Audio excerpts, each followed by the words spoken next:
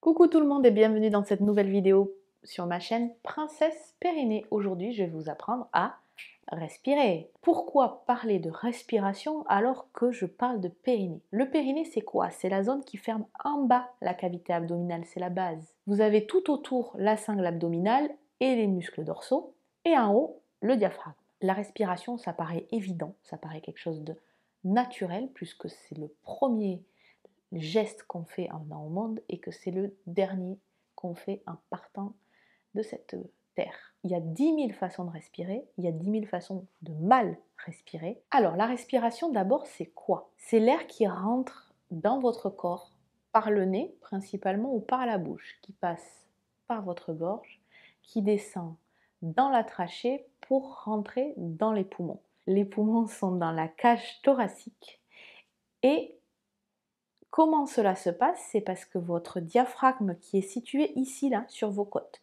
Le diaphragme, c'est un muscle qui est un peu comme ça, comme un parasol déporté. Vous avez les piliers du diaphragme qui sont là, un peu sur les vertèbres dorsales et sur les premières vertèbres lombaires, donc quand même assez bas. Et c'est des muscles assez forts. Souvent, on dit « ouais, j'ai mal au rein, j'ai mal en haut ». Et bien en fait, c'est votre diaphragme qui vous fait mal. Donc vous avez les piliers du diaphragme et ici, les coupoles comme ça, comme un parasol déporté qui vient s'insérer sur le pourtour des côtes, ici. Le diaphragme se contracte, quand il se contracte, il s'abaisse. Ça crée une dépression, c'est ce qui fait rentrer l'air. Quand le diaphragme s'abaisse, il vient s'appuyer et épouser les viscères. Si votre cavité abdominale est détendue, votre sangle abdominale est détendue, pardon, le ventre sort. Et si vraiment vous êtes connecté à votre corps et que vous sentez les petites subtilités, vous pouvez même sentir votre périnée qui pousse légèrement vers le bas. Ça, c'est les mouvements naturels à l'inspiration. Vous inspirez, la cage thoracique se gonfle, la cavité abdominale se gonfle, l'air rentre dans votre corps. La suite, c'est quoi? L'air sort, le diaphragme remonte, il comprime un petit peu les poumons, ça expulse l'air qui fait le trajet inverse. Comme le volume des poumons est plus petit, la cage thoracique diminue de volume. Comme le diaphragme est remonté, il y a moins de pression sur les viscères, donc vous avez l'impression que votre ventre rentre. Et ça, c'est la physiologie respiratoire au repos complet.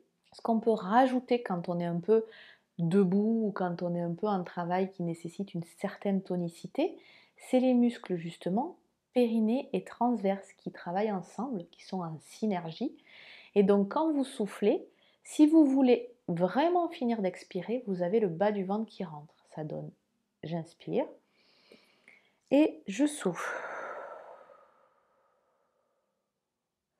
Le bas du ventre rentre avec plutôt des pressions ascendantes et la cage thoracique se relâche.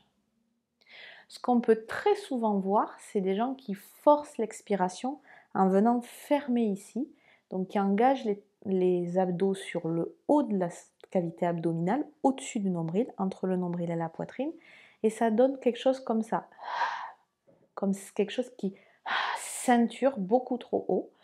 Du coup, si vous n'avez pas un bon abdomen en bas du nombril, ça peut pousser les pressions vers le bas, abîmer votre périnée, vous gêner dans votre maintien lombaire, dans votre maintien du bassin.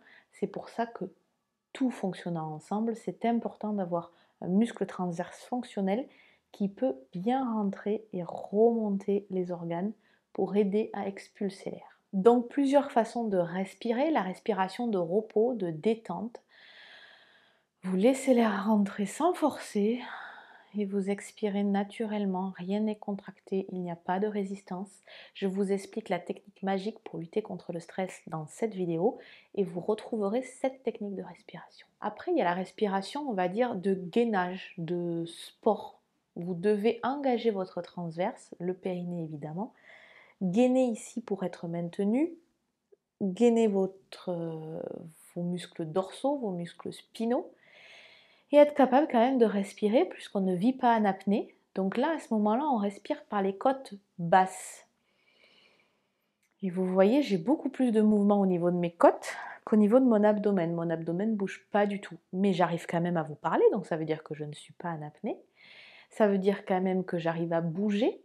Et tout le travail du sport, en fonction du sport que vous faites, il va falloir soit un gainage extrême, où on respire tout petit, tout petit, tout petit, parce qu'on ne veut plus bouger, soit un gainage tout à fait mobile et tout à fait viable, parce qu'au contraire, on veut pouvoir respirer quand on fait du cardio, quand on fait de la danse, quand on fait du cirque sur un ballon. Tout ça, on le fait en gainage, mais en gainage mobile. Troisième respiration, j'en parle souvent dans mes vidéos, c'est la fausse inspiration. En fait, ce n'est pas vraiment une respiration puisqu'on ne prend pas d'air, mais on s'en sert pour aspirer l'abdomen. Donc vous faites tout comme la première respiration, tout comme le début, sauf qu'au moment de prendre de l'air, vous allez boucher votre nez ou bloquer votre glotte. Ça donne ça. On inspire, on souffle, et là, on bouge.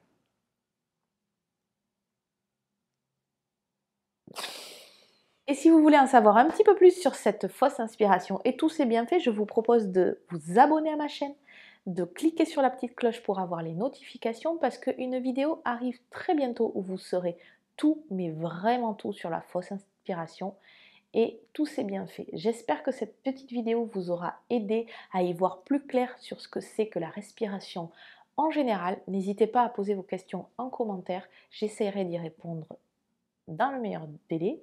Je vous souhaite une bonne fin de journée. À bientôt!